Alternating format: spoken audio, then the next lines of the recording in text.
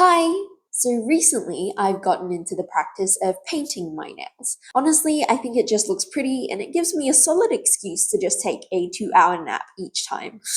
I've also got this cute little thing going on with my parents where I'll send them a photo of my completed nails and I'm like, pretty? And they're like, pretty! Love heart emoji. It's very cute. Anyway, last week I thought I'd get a little creative. I've just recently started to stray from each nail being of the same design or the same color, and I came up with this matcha latte nails.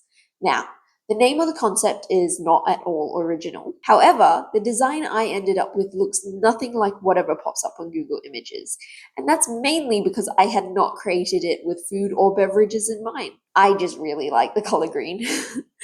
So, I knew that a white and pink gradient was sure to turn out well, and this is where my creativity kicked in. So I switched out the pink for green. Honestly, regret immediately sunk in as I realized that the green tips could have been mistaken for mold, and I did not want to be the person walking around with moldy looking nails. However, my mindset did eventually shift as I thought that it actually more so resembled spring onions. So I was actually dubbing this design as spring onion nails for a bit before I realized that the white and washed out green actually more so resembled the aesthetics of matcha latte. And so here we are. This is how I created my matcha latte nail design. I first started off with a coat of CanMake's N29. However, that was a bit too sheer, so I went in with a second coat. Essentially, you just want to have that solid milky base. Now, onto my favorite, green. For this design, I wanted to create that gradient look. And honestly, I've never attempted a gradient without a sponge before, but I recently learned that it can be done.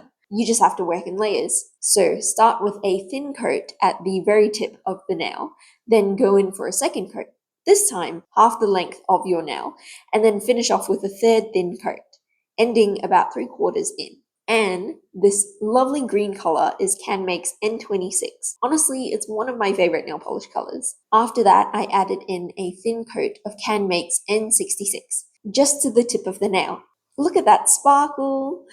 And then lastly, I topped everything off with CanMake's Gel Volume Top Coat. I know, I should really be sponsored by CanMake, but alas, I am not. And by the way, that top coat, contrary to its name, is not a gel polish. It's just a normal clear top coat that adds some extra volume and shine to your design. And that's it! Linn's matcha latte part spring onion nails. Bye!